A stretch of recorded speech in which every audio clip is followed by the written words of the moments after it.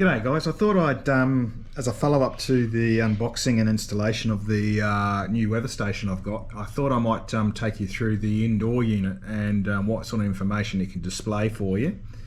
And yeah, so I thought I'd just take you through that as an addendum to that first video. So I'm showing you the console there, and we'll just work our way across from left to right and go through it all. Hang on, I'll need to put my glasses on, put my specs.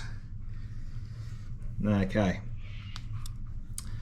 Up here we've got the Weather Underground logo. That is because this unit is talking to the internet and talking to that website. So what that means is you can either download the Weather Underground app or just go to the internet website, and you can actually look at the information that your weather station is accruing anywhere in the world, obviously, as long as you've got internet access. It's quite handy if you're at work or whatever and you want to know if it's bucketing down with rain or the wind is really howling. Good information to know. This icon here is just telling you that it's connected to the internet, and the next one along is actually the signal from the outdoor unit to this console. So as long as that's illuminated, the outdoor unit is talking to the console. Moving across, we've obviously got the day, date, month and year, and the current time, and I have it set for 24 hours, but you can set it for normal AM, PM as well if you wish. Next line down is the outside temperature information here. So we've got the current temperature outside in the large letters. Sorry, in the large numbers in the middle. This top figure is the maximum temperature that's been experienced by the unit in a 24-hour period, midnight to midnight. And this bottom figure here with the arrow, that is the minimum temperature in that same time period. So yeah, at a glance, you've got current, maximum and minimum all together. And this circle changes color depending on the temperature. The lower the temperature, it goes into the blue hues, and the higher the temperature, it heads up towards the oranges and reds. The next one across is your wind gauge. Okay, so in the middle we've got current wind speed and the compass direction, and compass in direction in degrees. Over here, these arrows, which is just moved there, the large arrow is the average for the last 10 minutes. The average direction for the last 10 minutes, and the blue one, which is just slotted in while we were talking there, straight in, is the current wind direction. Underneath these two, we have what it says feels like 10.1, so that takes into account wind chill factor, dew point, outside humidity, currently 92, the 10-minute average of wind direction, and speed. And at the moment I've got it in kilometers an hour, but you can change that to knots and meters per second. There's about 5 units of measurement that you can change it to. The temperature, obviously you can toggle between Celsius and Fahrenheit. We live in Australia, so we generally deal with Celsius.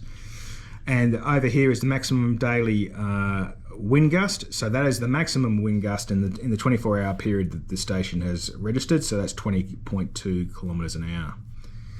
Working across, we have the information that's derived from the indoor unit. So it's 19.7, nice cozy 19.7 inside, and 52% humidity. There's another one of these similar then up here, little transponder signal symbols, and that tells us that the indoor unit is talking to this console unit happily as well. If you have more than one indoor unit attached to this console, and you can buy extra indoor sensors, you can actually have those sensors information scrolling through, and that's what this symbol here is. I only have the one indoor sensor, but if you had more than one, you can have that information scrolling through. Moving down here, we've got sunset time, which is 6:59. Sorry, sunrise time, 6:59.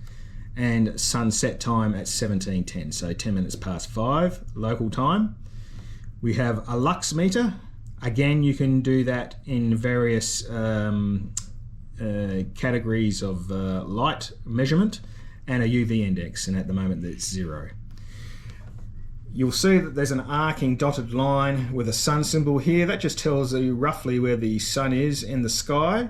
When you set this up, you put in your latitude and longitude of where you are, and the system will then work this out. It'll also, via that information, tell you what the moon phase is. So as you can see, we're going into almost a half moon at the moment.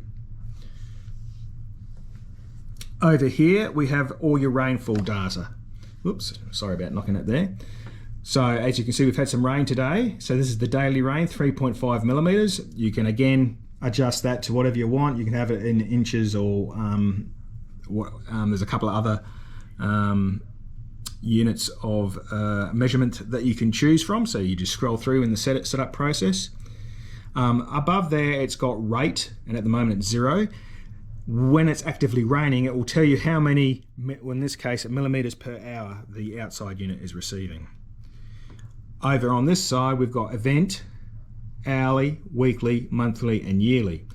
They speak for themselves. They tell you how much rain you've got in each of those categories. Down below here, we've got the barometer reading. This is absolute pressure, but you can have relative pressure as well, and you can have it as, I've got it as hectopascals, but you can have it as BAR and whatever you want. This symbol here tells you that the pressure is currently on the way up. If it was going down, the arrow would tilt down, and if it was steady, it would be horizontal. This tells you how far up it's gone since at the moment, that it's currently increasing at a rate of 0.2 hectopascals.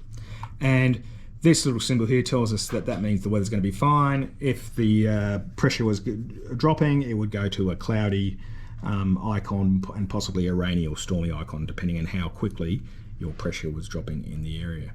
So that's basically the console at a glance.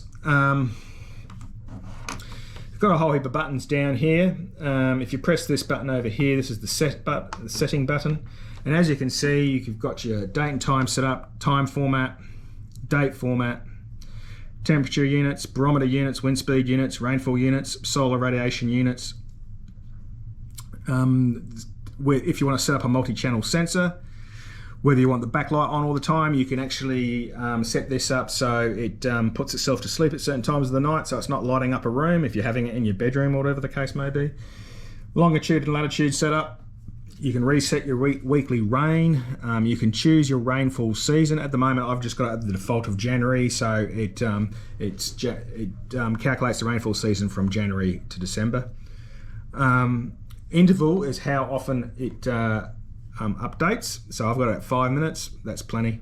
Weather server is what internet that you're connected to. As I said, we're connected to Wonderground. Wi-Fi scan, so you can pick up your Wi-Fi router, and there's obviously more that you can. So we'll just scroll down here.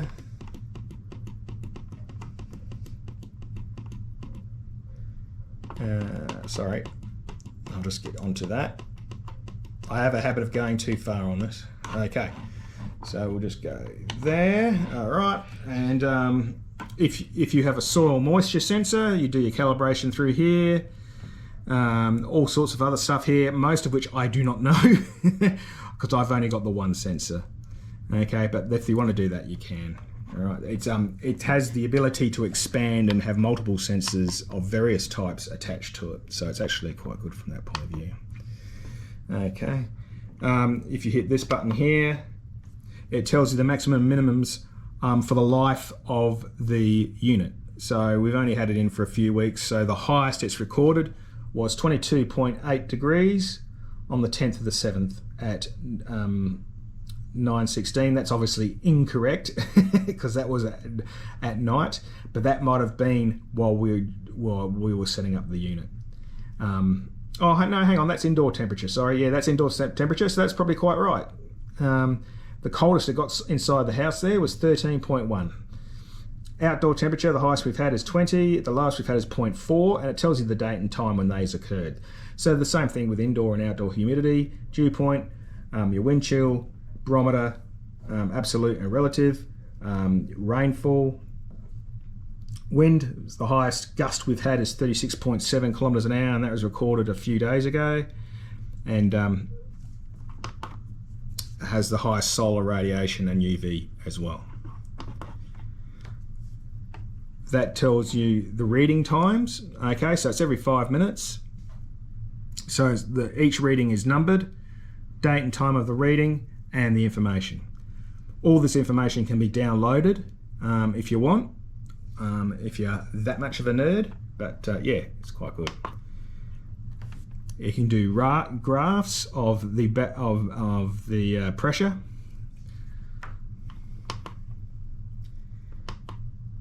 So we'll get out of that. And that's pretty much it. I think that's what I think I've probably bored you enough with all that. But as you can see, it's a very good unit. Very happy with it. Everything at a glance. And yeah, I'll put a link in the description to the unboxing and installation video as well, and vice versa to this one. And I hope you enjoyed it. Don't forget to like and subscribe. Hit the notification bell if you want to see more. And as always, guys, stay safe.